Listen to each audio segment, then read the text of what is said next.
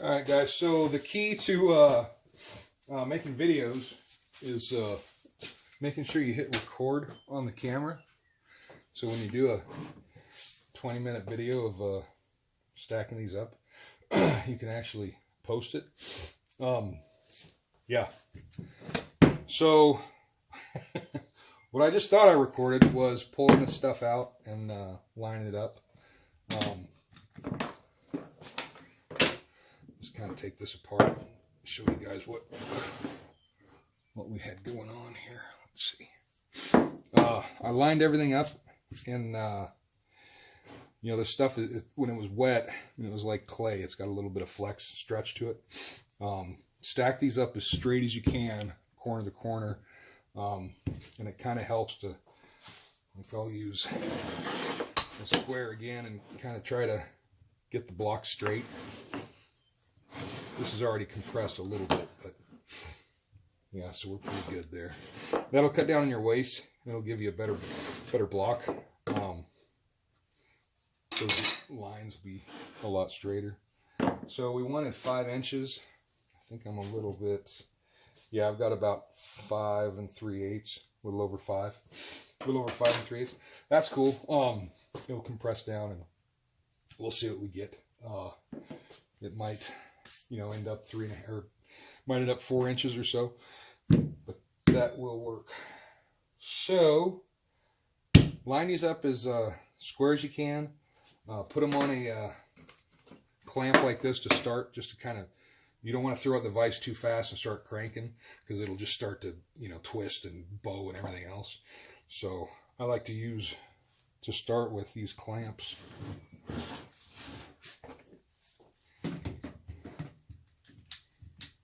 And then once I get everything, once I'm happy with how it's starting to compress and get the most of the water out, I'll throw it in the vise. Like I said, I was using a hydraulic press, one of those little cheap jobs from Harbor Freight, and I pretty much destroyed the frame on that thing because they suck. I'd like to, down the road, get an actual nice one. It would make this a lot easier.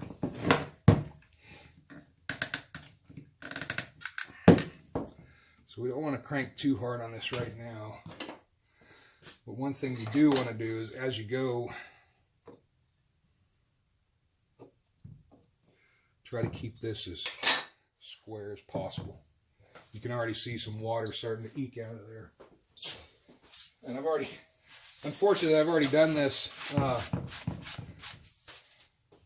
initially on the last recording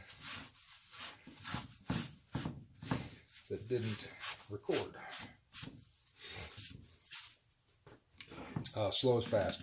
From here, we'll throw it in the vise. I'll probably come back like every 10 minutes and give this a couple of cranks, and then we'll put it in the vise. And then when it's in the vise, you want to, you know, snug it up, and then, you know, do something else in the shop, and then every 10 minutes or so, come back and just give that vise another squeeze, because that water's gonna drain out, and you'll be able to compress it more. So compress it down as much as you can, and then once it stops bleeding water out, you can see, I mean, just looking at it here, I don't know if it's showing on the video, but just watching it here, it's oozing that water out.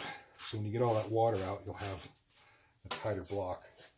But once it's in the vise and it stops oozing water, which is, you know, it could be a few hours, could be, you know, at the end of the day. I don't like to leave it in there for too long, just because I want to get that block breathing. I went over a whole spiel in the last, what I thought was recording about this, but you want to get it compressed and then out of that vise. And the quicker it's on the bandsaw and cut up, the better, just because this is a large block. You can dry this in the window or whatever. The outside will dry, but the inside will stay, you know, moist, and you don't want that. So get it cut up into a, you know, handle-sized block as soon as you can. It's not something you want to let sit for, you know, a couple days. I've never had one rot or, you know, fungus, but I think it's probably pretty easy to do if you kept it in these blocks or smashed in that vise for too long. So get it breathing. You see there's even more moisture that's coming out. That'll give us some room, put a little more. So you can tell that block, even with the compression, it's shifted a little bit, but it's not that bad. I don't know if you'll be able to tell here. So you won't have much waste. You'll be able to rip that down on the bandsaw and, you know, not have a whole lot of waste.